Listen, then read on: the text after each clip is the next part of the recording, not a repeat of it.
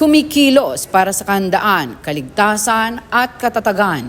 Ito ang tema ng selebrasyon ngayon ng National Disaster Resilience Month. Dahil dito, inilunsad ng Local Disaster Risk Reduction and Management Office sa bayan ng Ramon Isabela ang Second Kalasag o Kabataang Laging Safety ang Goal First Aid Challenge High School Edition. 10 eskwelahan sa parehong private at pampublikong paaralan ang nakilahok sa programang ito. Bago isinalang sa actual challenge ang bawat school participants, nagkaroon muna ng 2 araw na training session kung saan tinuruan sila ng mga basic first aid tulad ng wound care, paano linisan at isanitize ang isang sugat, dressing, bandaging, splinting at kung paano ang proper mechanics sa patient assist carries and patient transfer. Isinama na rin ang basic life support o cardiopulmonary resuscitation o CPR. At ang pinakatampok ng programa bilang culminating activity ngayong Resilience Month ay ang araw mismo ng actual challenge kung saan sinimulan ang programa ng isang parade sa paligid ng town proper. Nag-imbita rin ang opisina ng LDRRMO ng mga hurado na batikan na sa larangan ng disaster trainings and implementation sa pangunguna ni Ginoong Brian Mayoralgo, LDRIM Officer ng Bayan ng Alicia Isabela. At bago nagsimula ang challenge, tumanggap pa ang mga kalahok ng payo mula kay Mayor Giovanni M. Vizcara na gawing memorable ang experience ng mga ito at i-enjoy ang kanilang high school life ng tama. And this is very beautiful, no? I will appreciate it, sana ma-appreciate nyo din. Ito ay para sa ating lahat. Kung ano man yung matututunan at mapag-aaralan nyo ngayon, kaya apply nyo yan hanggang sa pamilya nyo. Hindi lang sa school, kundi hindi lang sa pamilya nyo, kundi sa buong community where you belong. No? At para maging aware din kayo. At sana nga maging responsable kayo. And you oblige yourselves, kayo mga nandito, na maging aktibo sa programa ito. At ito ang masasabi ko sa lahat ng schools na nasasakupan ng bayan ng Ramon. 100% nakasuporta ang munisipyo sa inyo.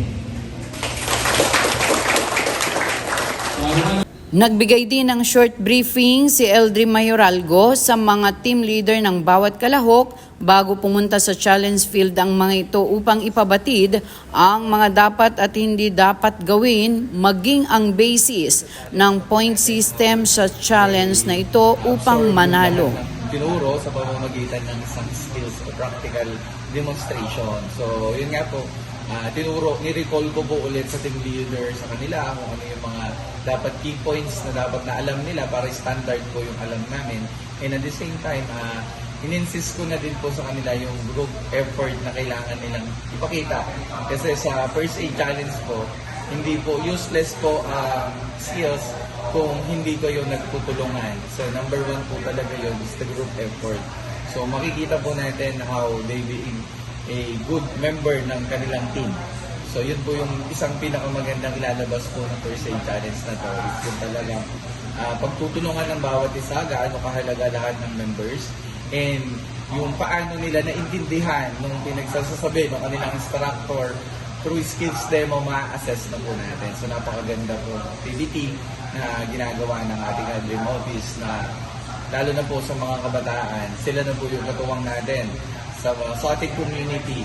They can help us in case of emergency para mas maging effective po yung ating mga DRIM office sa ating mga bayan.